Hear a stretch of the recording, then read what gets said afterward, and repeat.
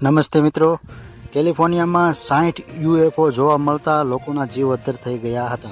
સમગ્ર માહિતી વિગતવાર જોઈએ તો 17 ઓગસ્ટની રાતે ઘણા સ્થળોએ યુએફઓ એટલે કે એલિયન જોવા મળ્યા હતા, જેને આપણે સામાન્ય ભાષામાં ઉડતી રકાબી કહીએ છીએ. એલિયન પ્રજાતિઓના સ્પેસક્રાફ્ટ હોવાની માન્યતા પણ જાણવા મળી છે.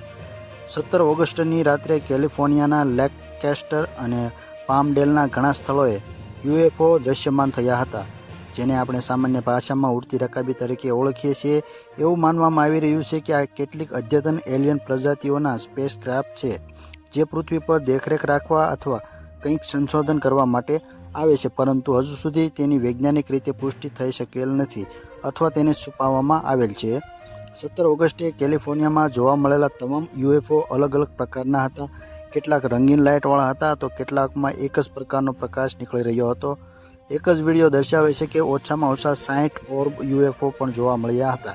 તેઓ લગભગ 15 મિનિટ સુધી કેલિફોર્નિયાના આકાશમાં મંડરાતા રહ્યા હતા.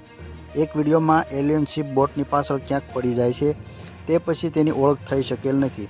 પહેલાં કેટલાક લોકોને લાગ્યું કે આ બધું શૂટિંગ સ્ટાર હશે, પરંતુ બાદમાં જાણવા મળ્યું કે આ યુએફઓ છે, કારણ કે તેમનો તેજ પ્રકાશ, ઝડપી ગતિ, ફરવાની રીત બધું જ અલગ હતું. કેટલીક જગ્યાએ આ એલિયન જહાજો 10 મિનિટ સુધી આકાશમાં ઉડતા રહ્યા હતા.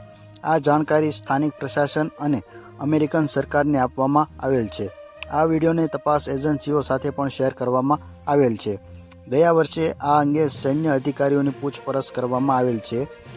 અમેરિકન સરકાર જાણવા માંગે છે કે શું આ બાબતો તેમના દેશ માટે ખતરનાક રૂપ છે.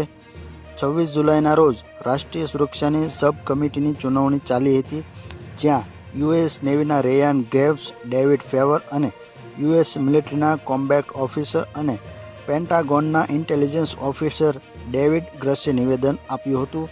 ત્રણેયને એલિયન જહાજોનો સામનો કરવો પડ્યો હતો. તો હાલ માટે મિત્રો બસ આટલું જ. મળીશું નવા વિડીયોમાં નવી અપડેટ્સ સાથે. નમસ્કાર.